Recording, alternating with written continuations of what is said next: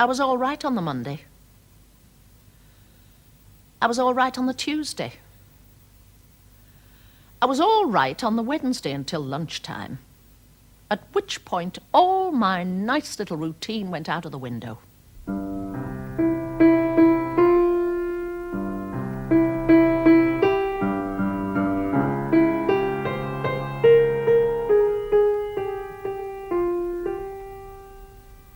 Normally, i.e. provided Miss Hayman isn't paying us one of her state visits, come 12:30 and I'm ready to down tools and call it a morning. I put on a lick of paint, slip over and spend a penny in costing. I should technically use the one in records, but I've told them that lavatory seat is a death trap. And I'm not ringing up again. Try a bit of sellotape. What are they paid for? I'll then rout out Miss Brunskill from 4:02 and we'll meander gently over for our midday meal. But you just have to hit it right. Because give it another 5 minutes and believe me, that canteen is dog-eat-dog.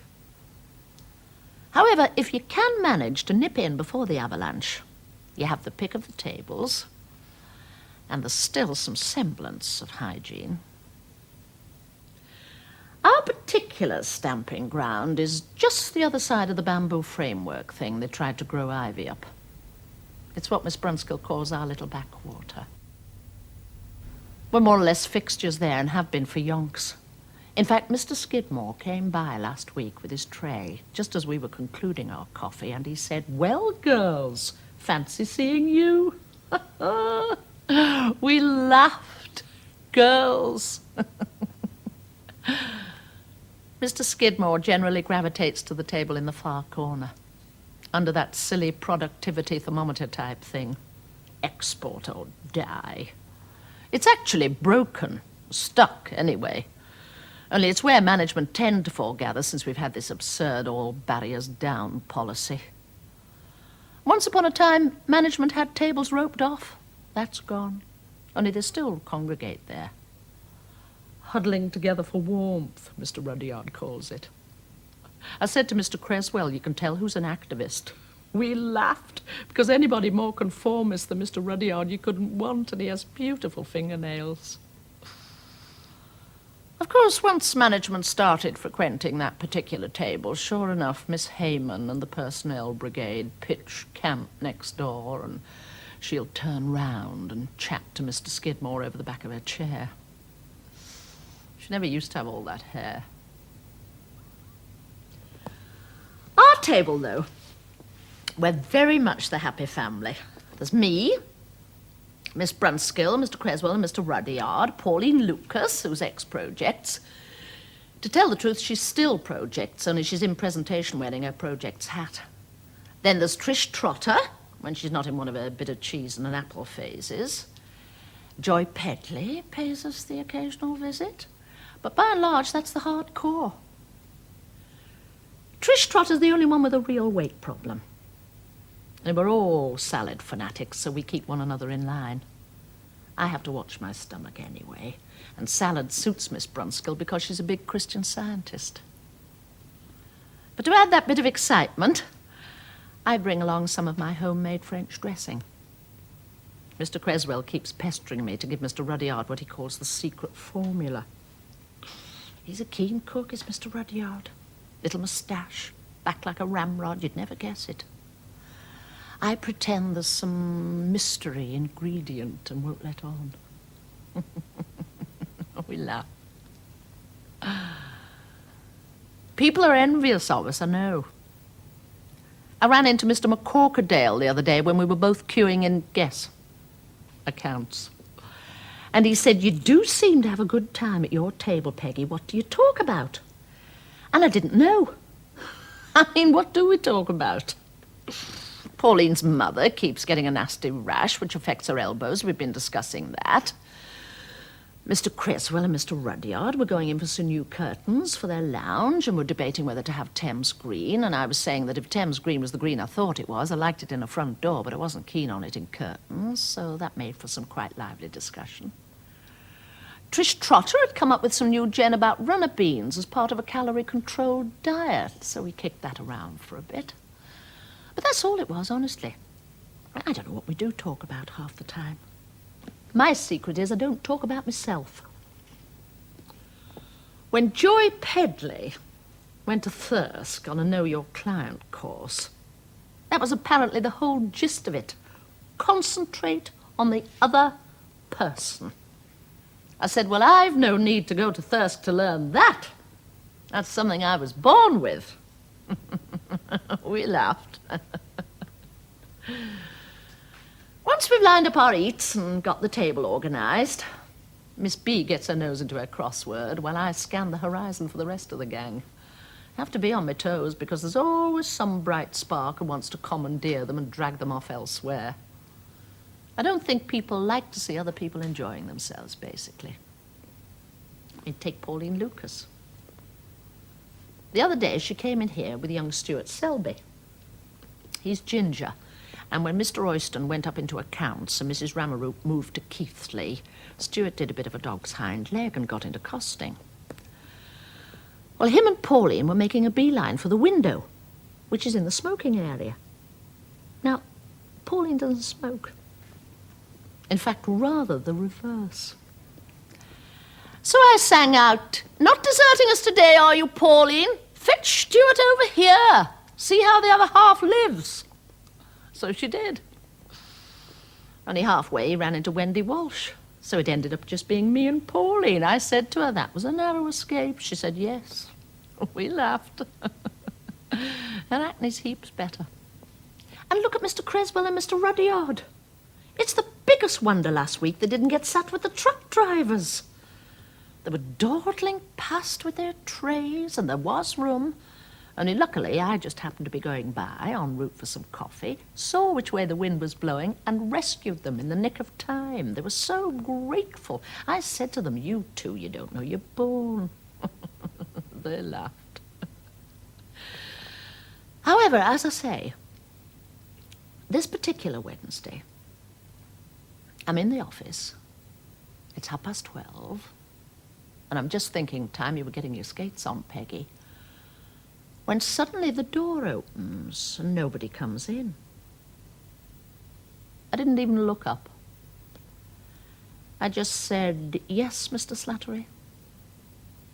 He was on his hands and knees with a pro forma in his mouth. Anybody else would have got up, not him. He crawls up to me, pretending to be a dog. Starts begging with this bit of paper in his mouth. I thought, you're a grown man, you've got a son at catering college, your wife's in and out of mental hospital, and you're begging like a dog. I mean, I enjoy a joke, but I didn't laugh. Surprise, surprise, he's after a favour. The bit of paper is the squash ladder.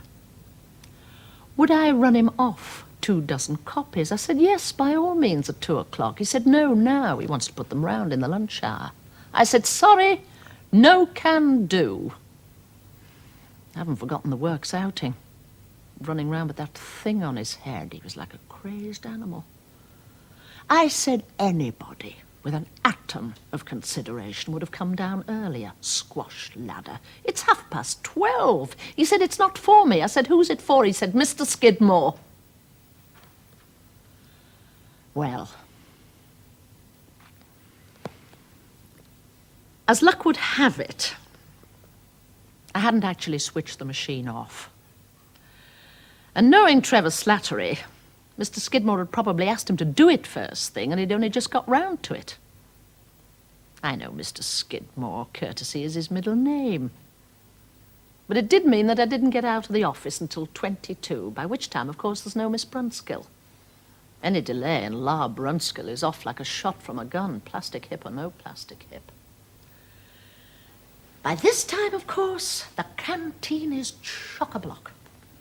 I was 5 minutes getting inside the door, and if I'd waited for a please or thank you, I'd be stood there yet. They looked to be about to introduce martial law around the salad bowl, so I thought, little adventure.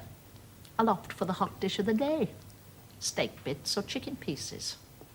I knew the woman doling it out because she gets on the 56. She's black, but I take people as they come. And seeing it was me, she scrapes me up the last of the steak bits. I top it off with some mushrooms, and trust me if I don't get the last of the yogurts. I heard somebody behind me say, damn. I laughed. I beetled across to our table, but no Pauline, no Mr. Creswell, no Mr. Rudyard. It's a cast of unknowns, and only Miss Brunskill that I recognise. I said, didn't you save me a place? She said, I thought you'd been and gone. Been and gone? How could I have been and gone? She knows I'm meticulous, so I just said, oh, rather pointedly, and started touring round. Eventually, I pinpoint Pauline sat with little Stuart Selby, only there's no room there either. Scattered to the four winds today, Pauline, I said. She said yes. He laughed. I see she's starting another spot. I trek over to the far corner, and blow me if Mr. Creswell and Mr. Rudyard aren't sat with all the maintenance men, some of them still in their overalls. Mr. Creswell smoking between courses, something he never does with us, a treacle sponge just stuck there waiting. Mr. Rudyard's having a salad, and I waved my jar of French dressing at him just in case he wants some, but he doesn't see me because for some reason he isn't wearing his glasses. Just then I spot somebody vacating a place up at the top end. I say room for a little one, but nobody takes on. They're mostly from design. Moustaches, jeans, those little T-shirty things, having some silly conversation about a topless tandoori restaurant. I start in on mistake bits, only to find that what she's given me is mainly gristle. I don't suppose they distinguish in Jamaica. So I thought, well, I'll try a bit of salt, perk it up a bit. But as luck would have it, there's no salt on the table, so I get up again and go in quest of some. The first salt I spot is on the table opposite, which happens to be the table patronised by the management. And who should be sat there but Mr. Skidmore? So I asked him if I could borrow their salt. Excuse me, Mr. Skidmore, was what I said, but could I relieve you temporarily of your salt? I saw Miss Hayman's head swing round. She'd think I was crawling. I wasn't. I just wanted the salt. Anyway, Mr. Skidmore was very obliging. By all means, he said, would you like the pepper, too? I said, that's very civil of you, but I'm not a big pepper fan. So I took the salt, put some on the side of my plate, and took it back again. Much obliged, I said. Don't mention it, he said, any time. He has impeccable manners. They've got a big detached house at Aldwoodley. His wife's had a nervous breakdown, wears one of those sheepskin coats. I suddenly bethought me of the squash ladder. So after I'd replaced the salt, I said, oh, by the way, I ran you off those copies of the squash ladder. Not in a loud voice, just person to person. He said, what? I said, I ran you off those copies of the squash ladder. He said, squash ladder? I said, yes. He said, not my pigeon. I said, why? He said, didn't you know there's been a flare-up with my hernia? Well, I didn't know. I mean, I don't see how I could be expected to know. Somebody laughed. I said, oh, I am sorry. He said, I'm not. Blessing in disguise. Squash is Slattery's pigeon now. Well, I went back to my table and I sat down. I felt really sickened. He'd done it on me at Mr. Slattery. After a bit, Trish Trotter rolls up and parks herself next to me.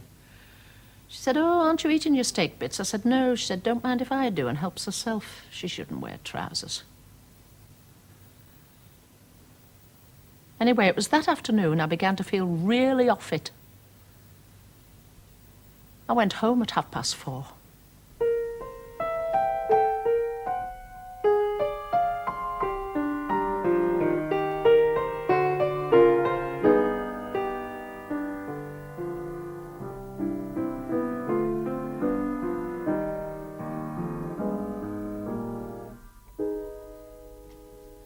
I don't run to the doctor every 5 minutes.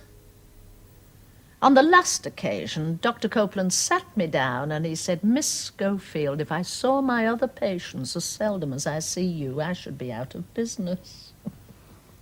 We laughed. He's always pleased to see me.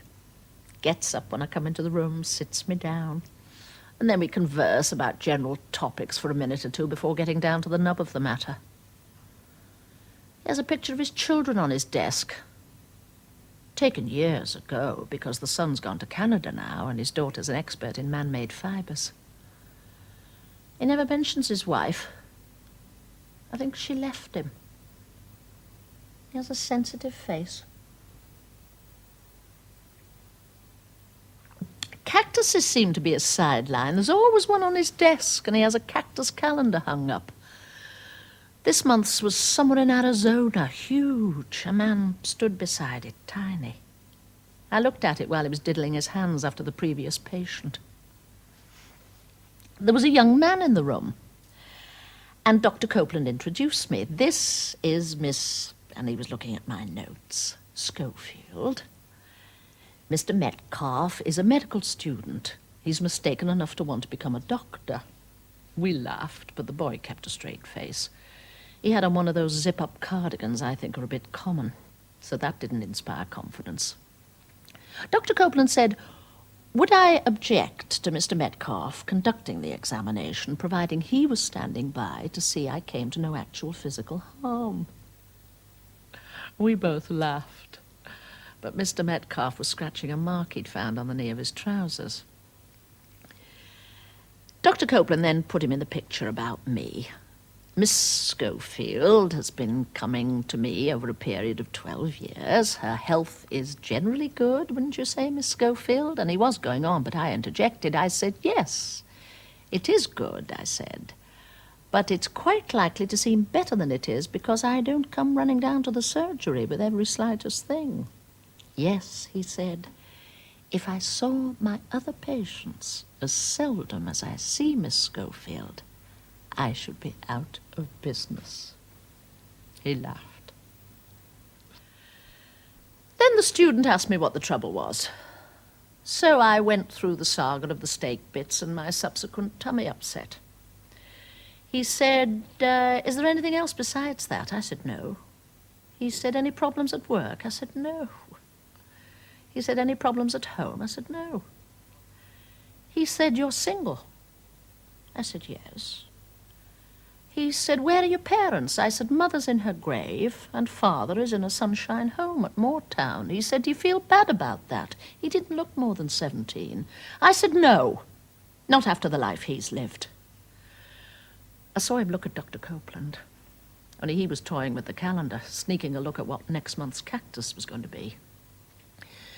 Then this youth said, "What life did he lead?" I said, "A life that involves spending every other weekend at Carnforth with a blondified piece from the cosmetics counter of Timothy White and Taylor's." He said, "Is that a shoe shop?" I said, "You're thinking of Freeman Hardy and Willis. It's a chemist's, or was. It's been taken over by Boots. And anyway, she now has a little gown shop at Bispam. His previous was a Meltonian shoe cream demonstrator at Manfield's, and what has that to do with my stomach?" Dr. Copeland said, "Quite. I think it's about time you took an actual look at the patient, Metcalf." So, Mr. Metcalf examined me the way they do, pressing his hands into me and whatnot, and then he calls over Dr. Copeland to have a look. "That's right," I said. "Make way for the expert." Only neither of them laughed. Then Dr. Copeland kneaded me about a bit, only more professionally. And while he was washing his hands, he said, "Miss Schofield, I'm not the least bit worried by your stomach, but you being you, it wants looking at. There aren't many of us left." We laughed. "So, just to be on the safe side, I want to make an appointment for you to see a specialist, Mr. Penry Jones." I said, "Isn't his wife to do at the music festival?" He said, "I don't know." I said, "She is. I've seen a picture of her talking to Lord Harwood." He took me to the door of the consulting room, and he doesn't do that with everybody. and took my hand. And I'm not a private patient. "Thank you," he said. "Thank you for being a guinea pig." We laughed. Only it's funny, just as I was coming away, I saw the student's face, and he was looking really pleased with himself.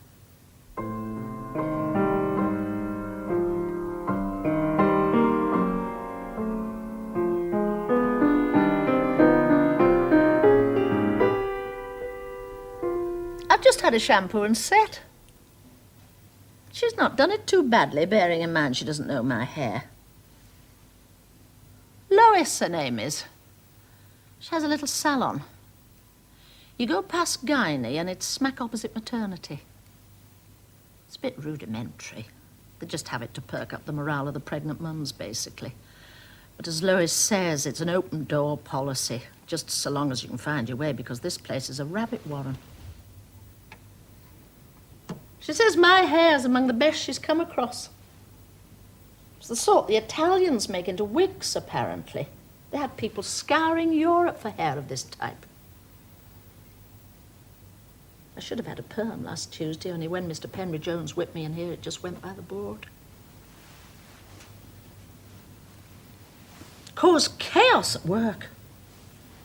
Miss Brunskill said that after I'd rung up, Mr. McCorkerdale and Mr. Skidmore went into a huddle for fully half an hour, and at the end of it, they still couldn't figure out a way to work round me. In the finish, Miss Heyman had to come down from the 5th floor.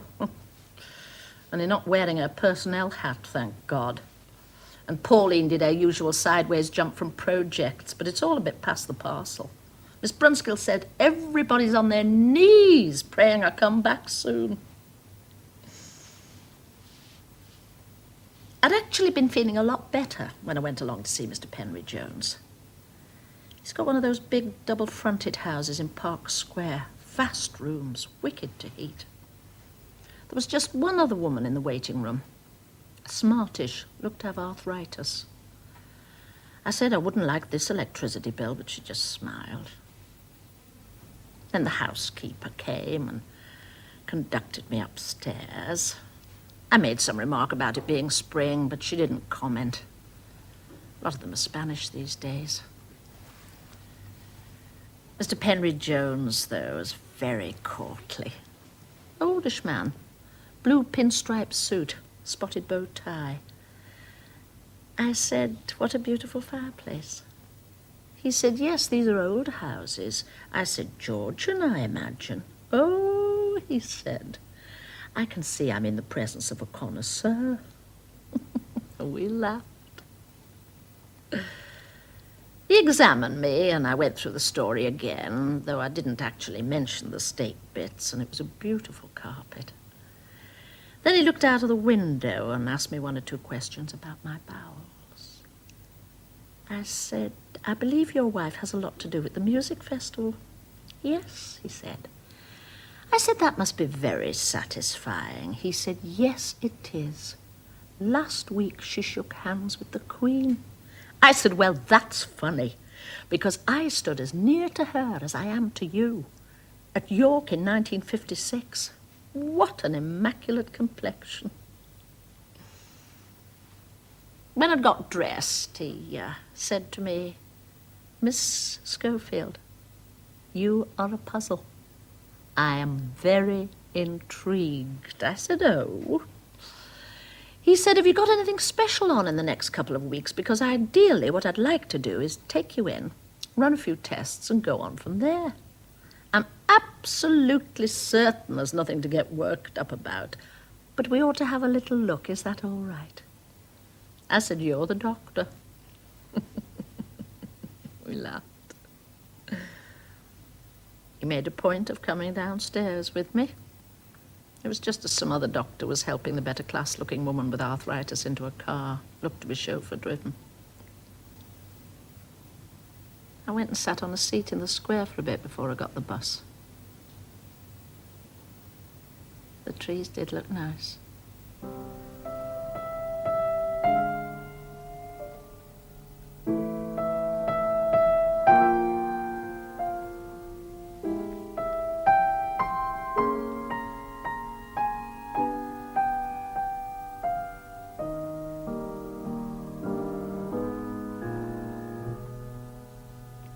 I've appointed myself newspaper lady.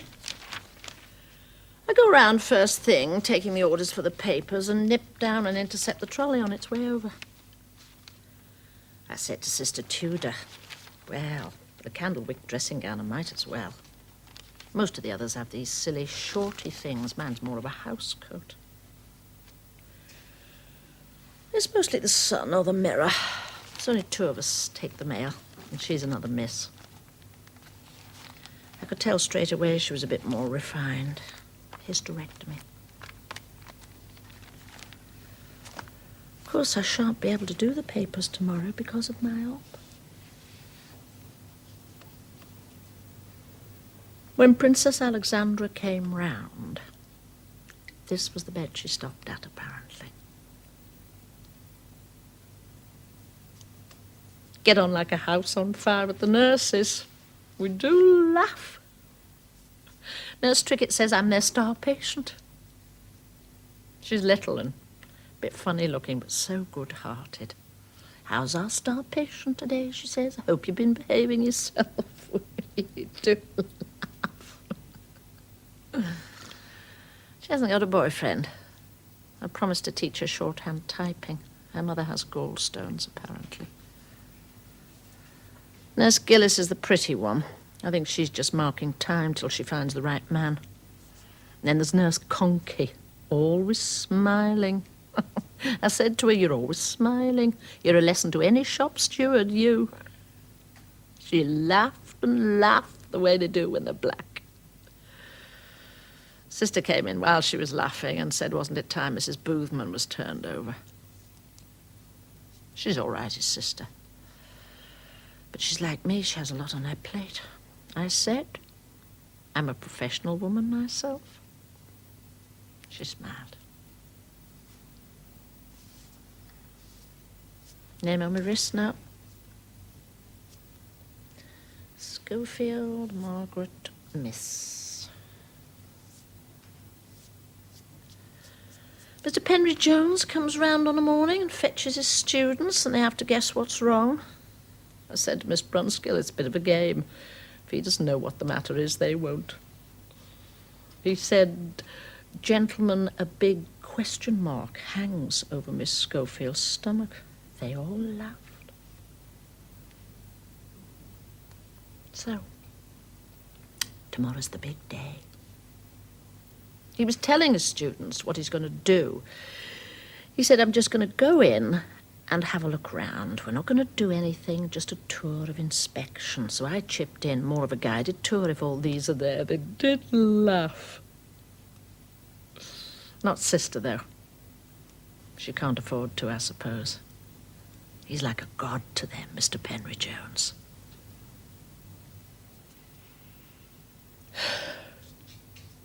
I do my bit round here in different ways. I'm always going round the beds, having a word, particularly if somebody isn't mobile. I'll run them errands and tell nurse if there's anything anybody's wanting. Mrs. Maudsley opposite's on a drip, and she was going on about getting her toenails cut. They catch on the sheet. So I located Nurse Gillis and told her. But I think it must have slipped her mind, because when I went across later on, Mrs. Maudsley was still on about it.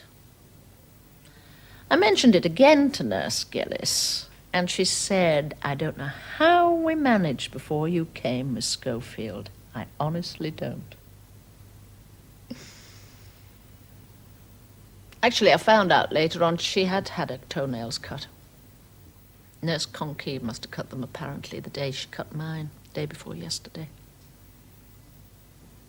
Only Mrs. Maudsley wouldn't know because she has no feeling in her feet.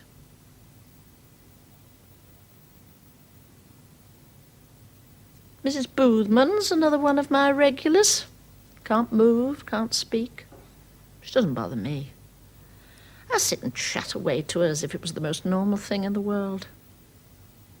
She sometimes manages a little movement of the hand, but the look in her eyes is a no.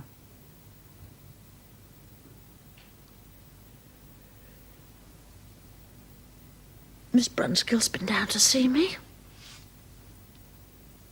Nobody else much. plenty of cards. I've got more cards than anybody else this side. Feel kind of sick without you, Trish. Trish Trotter. Picture of an elephant. Wishing you a speedy recovery from all in 406. It's not the same without you. You'll miss more than words can tell, so I'm sending this card to say, please hurry and get well. Says from all on the 5th floor, but I bet it's Mr. Skidmore. Such a classy card. Thatched cottage. Imagine it could be damp, though, thatch. Silly one from Mr. Creswell and Mr. Rudyard. Sorry you're sick. Hope you'll soon be back to normal. Whatever that is. I thought they might have been popping down, only Mr. Creswell hates hospitals, apparently. And they're going in for a new dog, a Dandy Dinmont. They think it'll be company for Tina, their Jack Russell. Well, they're out all day. Miss Brunskill's knitting me a bed jacket. I said, you'll have to be sharp. I shall be home next week.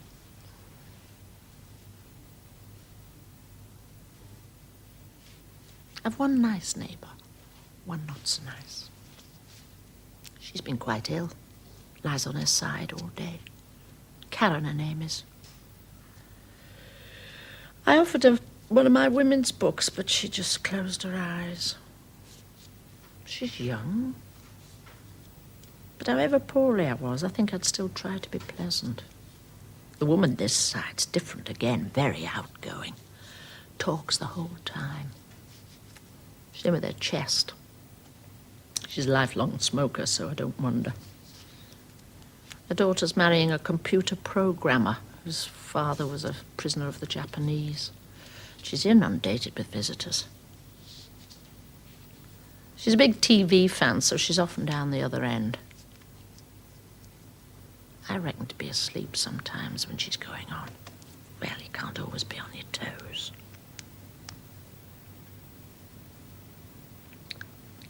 I could just drink a cup of tea. Can't when you're having an op. They get you up at 6, apparently, give you a jab. Nurse Trickett says I won't even know I've gone and I'll be back up here by 12.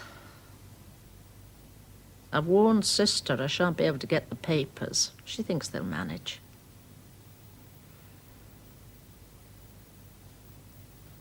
Solve the mystery anyway.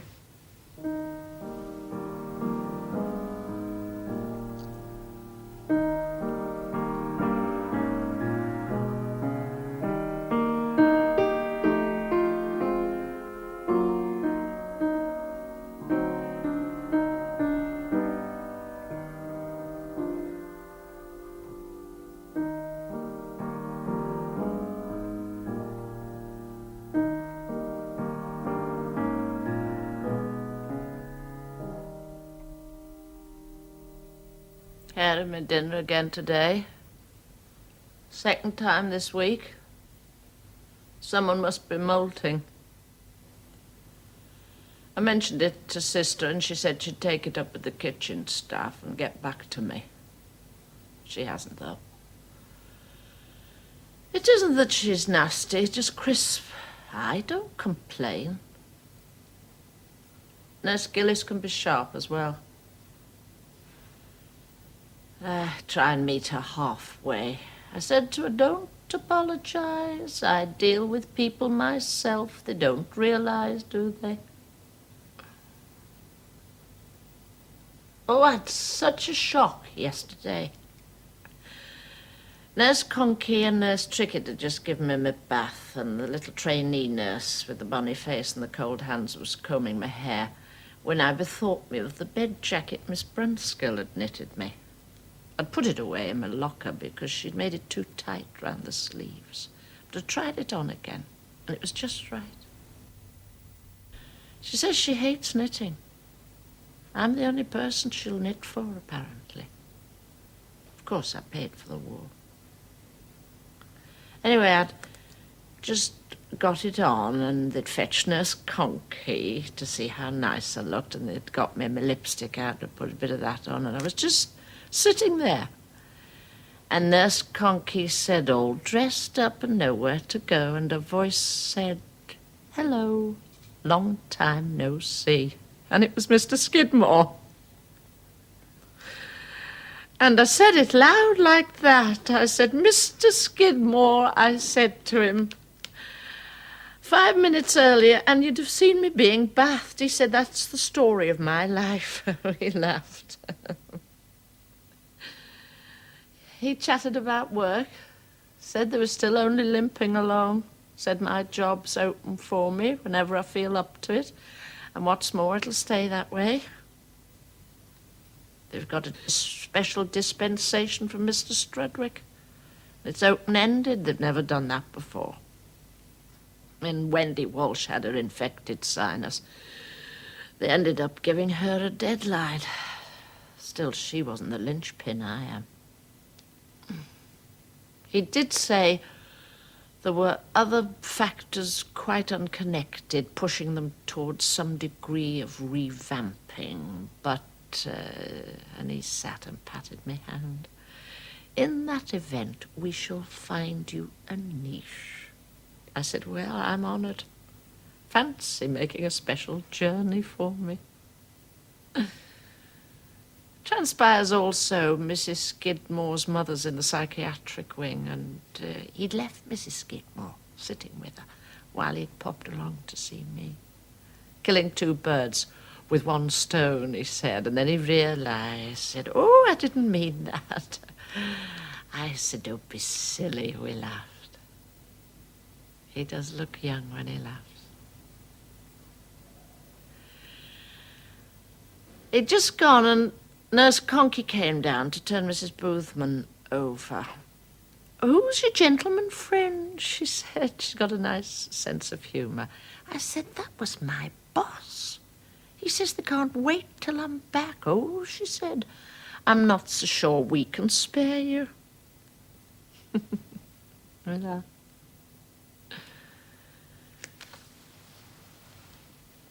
Mr. Penry Jones is ever so proud of my scar. He fetches his students round to see it nearly every week. He says he's never seen a scar heal as quickly as mine. It's something to do with the right mental attitude, apparently. Stop longer at my bed than with anybody. What he does is take the students away a bit and talks to them quietly, and then they'll come up one by one and ask me questions. I whisper to them, he doesn't know what it is, so don't worry if you don't. Mrs. Durrant next to me won't have them. She goes on about patients' rights. She's a school teacher, though you'd never guess it to look at her. Long hair, masses of it. And I've heard her swear when they've given her a jab. Have a laugh with the porters when they take me down for treatment. There's one in particular, Gerald. He's always pleased when it turns out to be me. My sweetheart, he calls me. It's my sweetheart, he says. He's black, too. I get on with everybody. I've started coming and looking out of this window. I find it's just far enough. There's not much to see. There's the place where they put the bins out, and a cook comes out now and again and has a smoke. And there's just the corner of the nurse's annex. A young lad comes there with a nurse. He kisses her, then goes away. It's always the same lad. Nice. Though I don't like a lot of kissing, generally.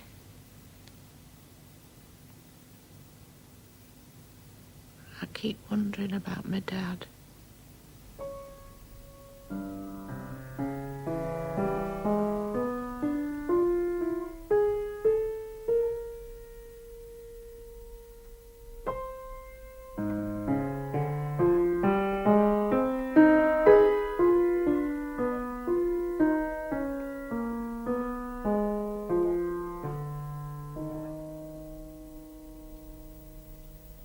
I'm lucky. I'm standard size. I've got stuff off the peg, and people have thought I'd had it run up specially. I've got a little fawn coat hanging up at home that I got 15 years ago at Richard's shops. I ring the changes with scarves and gloves and whatnot. But it's been a grand little coat. I fetched up ever such a lot of phlegm this morning. Nurse Gillis was on. She was pleased. She said I'd fetched more phlegm than anybody else on the ward. I said, what's the prize? She laughed. Never had this trouble before, but that's the bugbear when you're lying in bed. Congestion. She said it's a good job the other patients aren't as little trouble as me, or else half the nurses would be out of work. Funny, I didn't used to like her, but she's got a lot nicer lately. Her boyfriend's a trainee something or other. Forget what. She did tell me. They're thinking of moving to Australia. I've never been to Australia. She said if I wanted, I could come out and visit them. I said yes, but I couldn't go. I couldn't be doing with all that sun.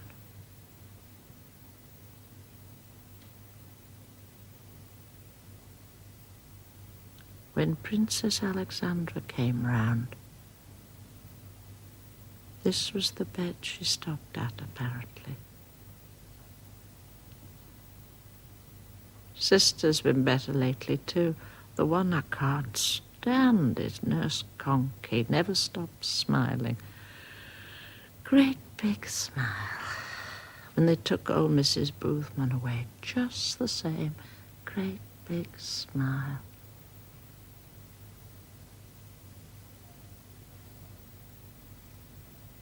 Vicar came round today. I think it was today. Beard, sports jacket. Student, I thought at first. Chatted. Bit before he got round to God. He said, God singles you out for suffering. If you suffer, shows you somebody special in the eyes of God. Said he knew that from personal experience.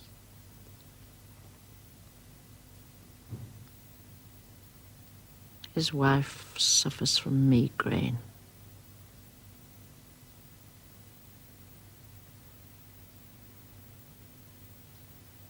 There's a vicar goes round at Farnley where my dad is. Sits. Miss Brunskill came. Revolution at work. 406 and 405 knocked into one. Do your own photocopying now. Do it yourself. Cut out the middleman. I said, where did I fit in? And she was telling me. Only I think I must have dropped off, and when I woke up, she'd gone. Niche somewhere.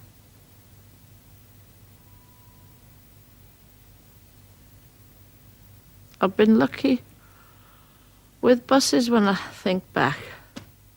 I don't know what it is, but just as I get to the bus stop, up comes the bus. It must be a knack. I don't think I've ever had to wait more than 2 minutes for a bus, even when it's been a really spasmodic service. I wish they wouldn't laugh. They shouldn't be laughing.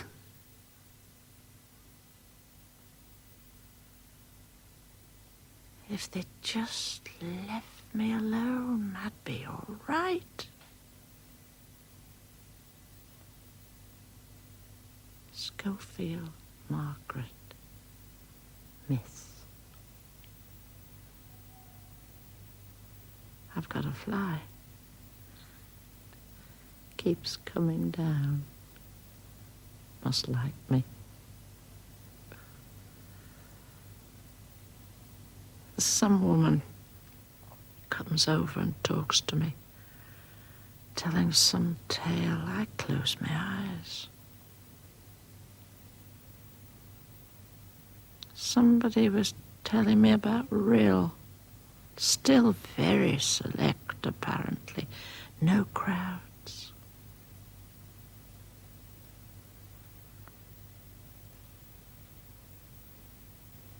Here's my friend. This fly. I said to Nurse Gillis, it singled me out. She laughed.